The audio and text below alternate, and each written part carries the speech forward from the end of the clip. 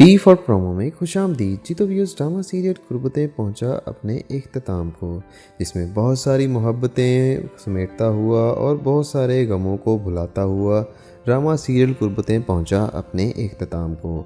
और इस ड्रामे में जिसका सबको बहुत शिद्दत से इंतज़ार था कि अरीबा का अंजाम क्या होगा, अरीबा पहुंची अपने इख्तिताम को और उसको देखते ही देखते जो है वो फ़ारिस ने डाइवोर्स दे दी। और अरीबा ने भी उससे डाइवोर्स इसीलिए ली कि वो खुरम से शादी कर सके, जबकि खुरम जो है वो उससे शादी के लिए मुत्तफ़िक था।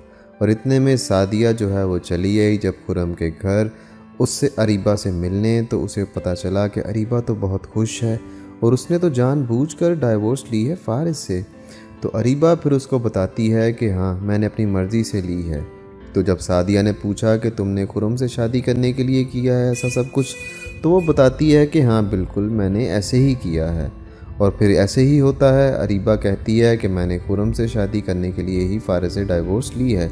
और जब सादिया सारी बात का अल्ट्रासाउंड करती है कि तुमने सिर्फ़ और सिर्फ पैसों की वजह से शादी की है और पैसों की वजह से फ़ारिस से शादी की और पैसों की ही वजह से तुम खुरम से शादी करना चाह रही हो, और ये वही खुरम है जिसको तुम कहती थी कि फटीचर मोटरसाइकिल वाला और मुझे इसकी शक्ल पसंद नहीं है। तो ये सारी बातें जो हैं, अरीबा कहती है कि हाँ बिल्कुल ऐसा ही है।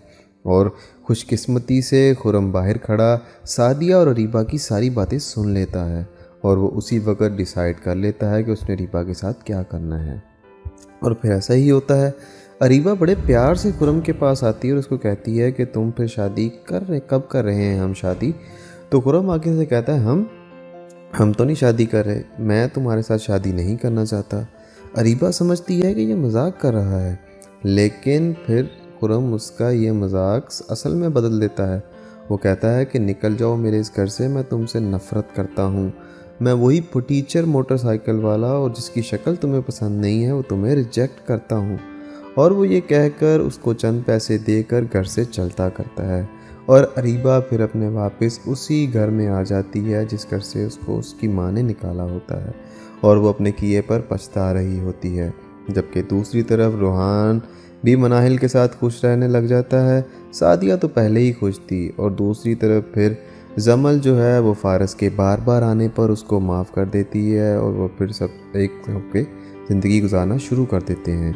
यूं हुई ड्रामा सीरियल कुर्बतें की परफेक्ट एंडिंग, जिसमें अरीबा पहुंची अपने अंजाम को और जमल की मासूमियत जो है वो फ़ारिस को अपनी तरफ खींचने पर कामयाब हो गई और फ़ारिस को अपने किए पर अफसोस हुआ, और जिससे ये ड्रामा सीरियल अपनी ब्यूटीफुल एंडिंग पर पहुंच चुका है। अगर आपको इसकी एंडिंग अच्छी लगी है या बुरी लगी है तो कमेंट सेक्शन में अपनी राय से ज़रूर इज़हार कीजिएगा।